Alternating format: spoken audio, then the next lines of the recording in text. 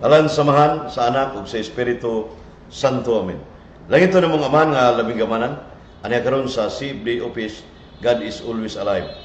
Mahinawat kami kanimo lang itong aman nga ipadalan mo ang balaang Espiritu aron motub sa una kasing-kasing nga kini miskutan ron masabtan plus tunan aron ipaambit suban ni kinahanglan. Kining tanan mong gipangayo nagi sa ngalan ni Ginoong Jesucristo uban sa panambang ni Birhen Maria o ni San Roque ug sa tanang anghel mga santo sa langit. Amen. Ngalan samahan sa anak ug sa Espiritu Santo. Amen. Mayong hapon mga kaigsunan sa Kabisaya ug Mindanao. Magandang hapon mga kapatid sa Luzon. Good day to everyone outside of the Philippines, everywhere on earth. Welcome sa itong tulumanon. Mahitungod sa diri sa CFD Cebu. God cannot die. Unya, ang Ebanghelyo ng adlaw muragi isgutan nila ni Brad Dani Kugtas ni GQ ang gospel. Naam to text ni Brad Jibohol nga mahitungod sa adunay magwali nga anamati uwa kuno kasabot. Mao tay yang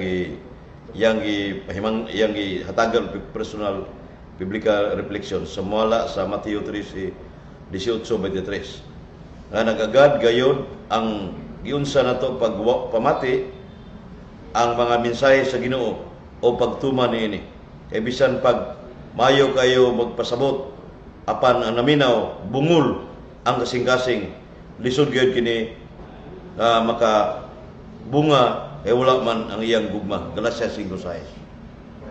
So kargado nga ang mga pasambingay mo to ang personal biblical reflection ni Brad Jibohol.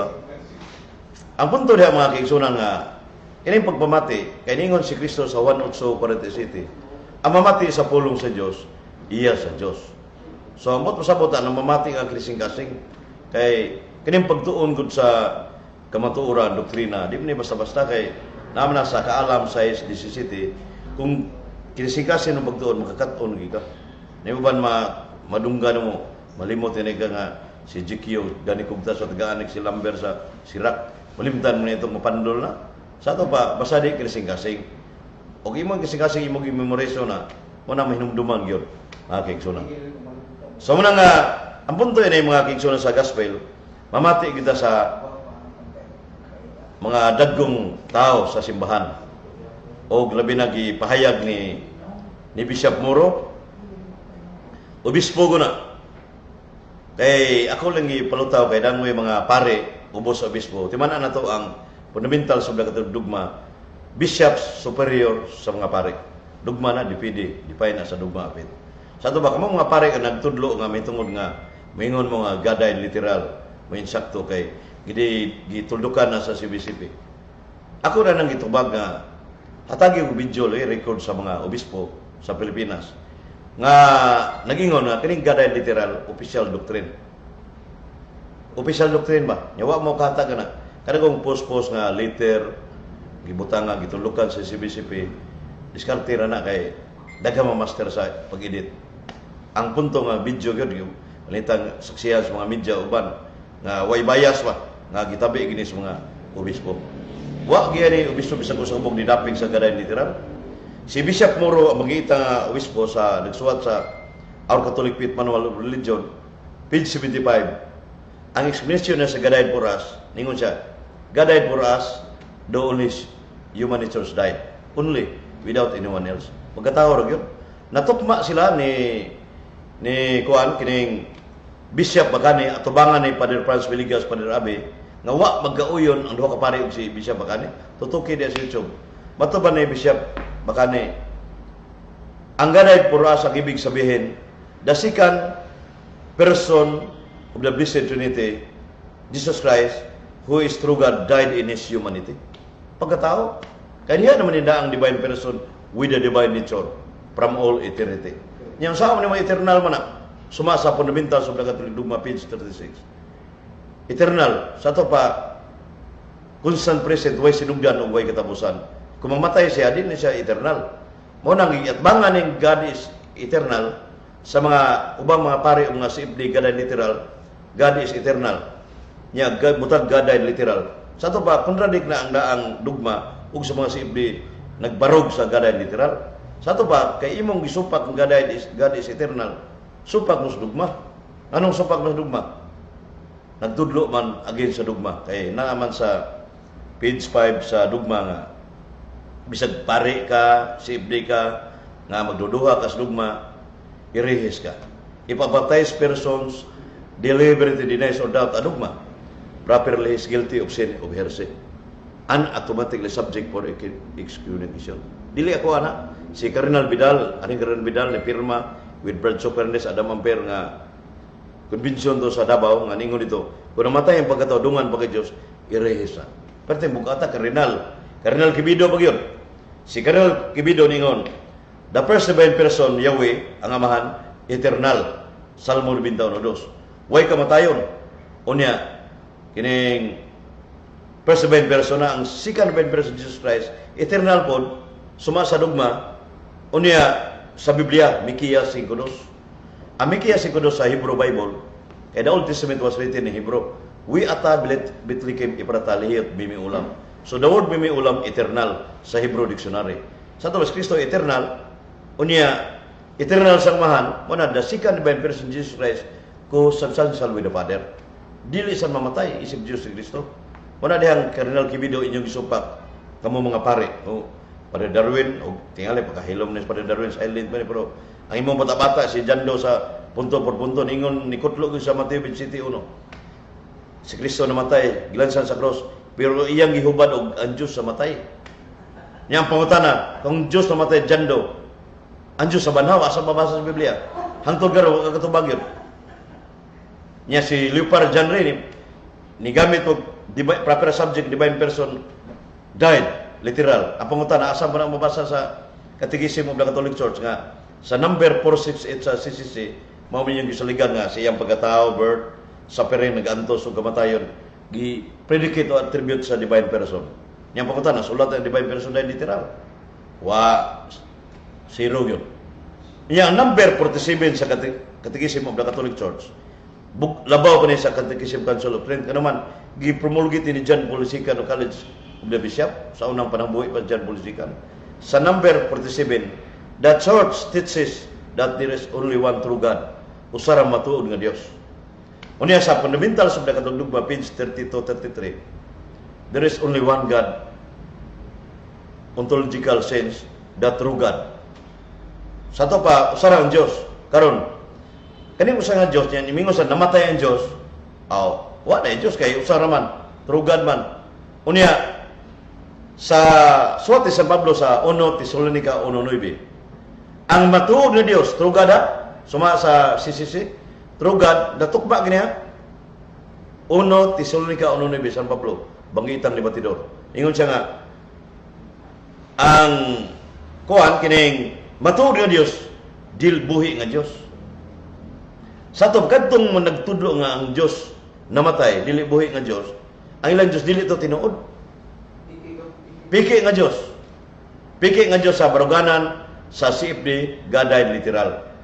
One CFD Cebu man sila mga kaigsunan sa Bilgikas Biliran. One CFD Cebu. Wa di mo magpasakop bandi wadi sa one CFD Cebu kamo Bradshaw Fernandez. Di may busa. Kay kanay ilha gaday literal man ang pagka-one CFD Cebu. CFD Pilipinas na, Bradan. Ang CFD Cebu, God kanatay, God is always alive. One CFD pumindri sa Cebu nga buhi nga Dios. Nya ingnon lang irehis, naday buhi nagtulog buhi Dios irehis. Laban mo na nga matud pa ni sa usa ka santo si Pope Pius IX. If a future Pope teaches heresy, do not follow him. Sino nga na? Kung ano na maabot ka sa Papa manudlog sa iyo, ayaw sunda. Unsa ba ka mong pare nga ubos mo sa Papa? Sa Papa nagingon niya ang gingon, di po basa-basa jikyo kay na santos Pope Pius IX. Santos. Sa Papa bigingon na santos na siya. Ingon, if any future Pope teaches heresy, do not follow him. Ayaw sunda. Niya karon nudlog sa mga pare nga gaday literal mo gini sakto. Nya gingna man si Bradshaw Fernandez self magisterium. Ambot pasabot na. Si Bradshaw mo interpret sa Biblia mo sa magisterium kay number 100 sa Catechism of the Catholic Church. Ang magisterium mo interpret. So ilang ipasingilan Bradshaw nga nanudlo og ana self magisterium. Wa oy, nasayop ko ng Bradsok, wa mo dawat sa magisterium di na tinuod. Katong whole video ni Padre Greg Mendez, with respect kay pare mga Sirac City pati na may kamar na tiuro tahuro to baga pare nga wa mi nga Bradsok sayop ang magisterium. Ano man, niikutlo na Bradsok sa number 86 sa CCC nga ang pulong sa Dios labaw sa magisterium. Kay klaro man sa Biblia nga ang Dios walay kamatayon. Roma 1:23, 1 Timoteo 1:17. God is immortal. Unya, karon nga ang mingon sila nga si Bradsok figurative ang Mother of God. Gitubag na ng Bradsok itong Lunes kaya ako mangipagip pangutana sa kaya diri man ang utana nako unsa may imong braganan ning Mother of God brad iway matubas bagtingan sa kamaturan ng brada kang Padre Gibenes ingko sandi ko lugma pader ang Bradsok siya mo tubag ana kay siya may angayan competent kay siya may author sa libro so gitubag ng Bradsok itong live sa USDR CFD Bible study itong naging Lunes so namoy kuan video mo to nya ang para nako si Birhen Maria Mary is truly the Mother of God way pakapin way literal na kabutang niya baro literal man pero sa page 197 Mary is truly the Mother of God not explicitly but implicitly. Implicitly, dili explicit literal. Wa mag ang mga church fathers maningon na. Yang sa bakiro gyud na mga kigsunan. So, ang inahan sa Dios dili si Maria inahan sa Dios sa iyang pagka divine nature. Virgin Mary, she is not a mother of the divinity. Kaya the divinity already existed sa diyan daan before Mary. Diha na ang pagka-Diyos na suwa pa mataw si Virgin Maria. So, muna klaro nga kuwan nga giingon lang Mary is truly the Mother of God kay si Kristo Diyos ug taong matuod man suma sa Roma 9:5 si Kristo kaliwas sa mga patriarka nga tao ang Diyos labaw sa tanan. Kolosas 2:9 ang tibuok nga pagka Dios naa sa pagkatao ni Kristo. Busa mga kigsunan nga kining ang panunlo sa simbahan nga may tuod ni Virgin Maria walay pakapin Mary is truly the Mother of God na understood that only Diyos kay labaw mang Diyos pagkatao unya sa lain punto nga si Wendell Talibong ningon nga gusto gani makiglantog gid was yung suwara ba Wendell Talibong nga ay ready ko ready kay siya ako na ko niya si di ba GQ Danny Kubdaster yan ningon si Wendell Talibong iyam ning Maestros Bradsok yun sa apologetics sa una raman na gada and figurative si Bradsok pero na yung like style yung tsuwa ini mo kuno o magiglatog mo gawas ang style sa pag-speaker figurative yahan ang side unya usada ka tumutumo nga pahayag nga si Bradsok mismo wa mo pahayag diri sa Cebu nga gada and figurative wa mo video ana yan karon si Panirabi, ningon sa gada figurative, nisunog-sundog po ni Wendell Talibong. So kamo mga pare, Pader Abe, Pader Franz Villegas, Pader Darwin Gitcano, Pader Greg Mendez. so kung ibati Kanya, andam mo rin siya, yung sa idol mo rin Bradsok, pero karon sayop yung Bradsok na anak siya. O ihara ng personal, di mo ka Santo Papa, di ka obispo po niya. Ubos ang ranggo sa obispo. Mismo mga obispo akong ikutlo kanina si Bishop Dr. Lodigot sa page 150 sa lugma ang iyang nag-anto si Kristo namatay according to the body pagkatao ra. Kwerte naghanong obispo pagkatao gyud. Ang unang sa Papa si Apostol Pedro 1 Pedro 3:18 pagkatao mo namatay. So unsa mo na nimo? Pero ang ilang mentalidad ko na mga brother and sister, brother and brad GQ Mayo pagkatao, gibuwag ni mga hypostatic union. Wala na. Kay mayo pagkatao, being God, enjoying yapon niya, pero wa ma-damage. 145 sa fundamentals of the Catholic dogma, without ceasing to be God. Mamay ang interpretation kay Panginoon Bradsok nga, namatay ang pagkatao. Gibuwag na. Wala naang baga Diyos kay God is everywhere God. So may Diyos mo day. Naara des kwarto sa opisina sa FD. Why? Bisag asa na.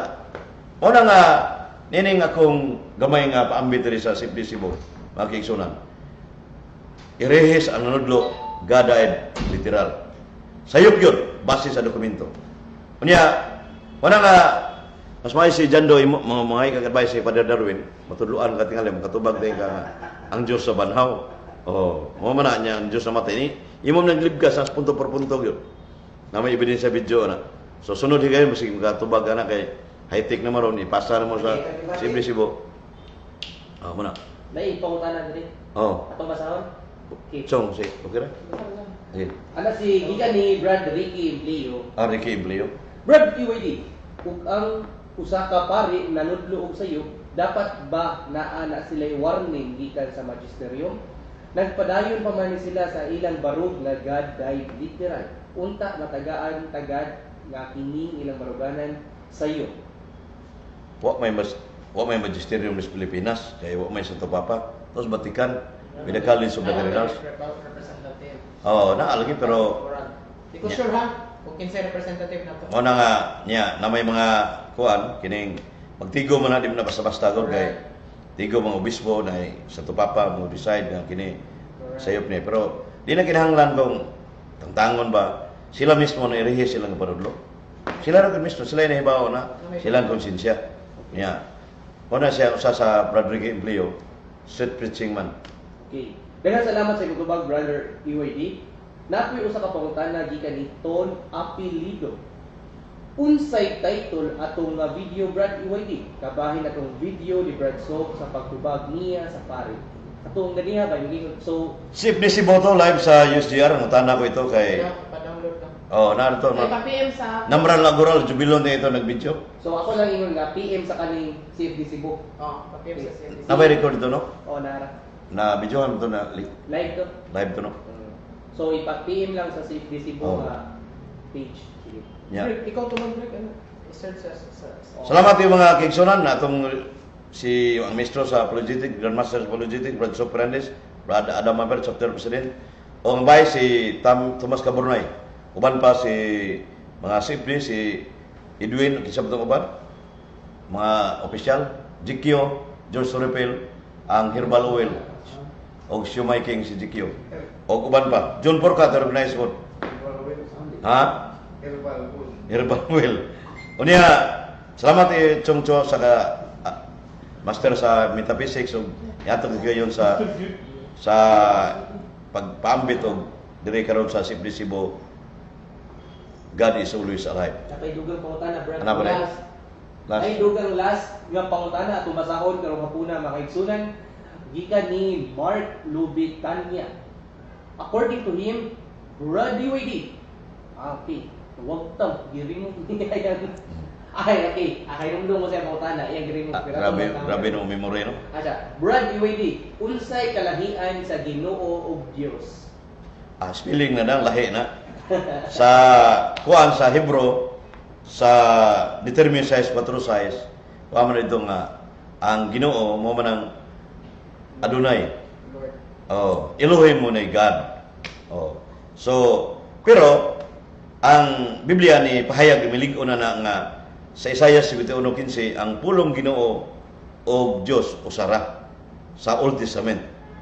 Niya sa Bagong Tugon Marcos 12:29 na ang Ginoo Dios usara. So pero kanang Ginoo kay si Gregory tawgon sa ni Ginoo. Si Dani Kumta tawgon Ginoo. Niya si Jikyo uban pa. Ngano man title of respect man na siya kanang pero si Kristo lahi sa pagkaginoo kay sa buhat Jesus 26 siya mo'y Lord of all, Ginoo sa tanang Ginoo. Niya kanang Ginoo sa tanang Ginoo suma sa determined Jesus 17 mao man ang Dios. So there is only one God. So man atong tubag sa nindot ninyong pangutana mga kaigsunan. Ilang salamat, Brad EYD. Yung gibalik og type yung pangutana kay Dayong spelling. So mo to atong katapusan pangutana karong hapuna, Brother Efren Yap de la Peña. Tapos na rin sa mubo nga pagampo mga kaigsunan niya. Salamatan to ang Dios nga labi magahom nga kanunin buhi matubang Bishop Chupilo Kumumot na siyang suwat nga ang Dios kanunin buhi niya. Santos. Ang puna obispo man na siya. Si ko daghan mo obispo buhi nga Dios ay way zero ning gaday literal. Way obispo sa pare lang ubos og ranggo. Ngalan samahan sa anak ug sa Espiritu Santo. Amen. Langit na mong amahan nga labing gamanan, salamat tayo sa gayon nga imong gihatag gikan ni hanto ni mga orasa diri sa Sible office. Sible Cebu, God is always alive. Kini tanan mong gipangayo pinagi sa ngalan ni Kristo uban sa panabang ni Birhen Maria o ni San Roque ug sa tanang anghel mga santo sa langit. Amen. Ngalan samahan sa anak ug sa Espiritu Santo Amen. God bless to everyone. Dito to, mukwan ko, i-share ko to. Oh.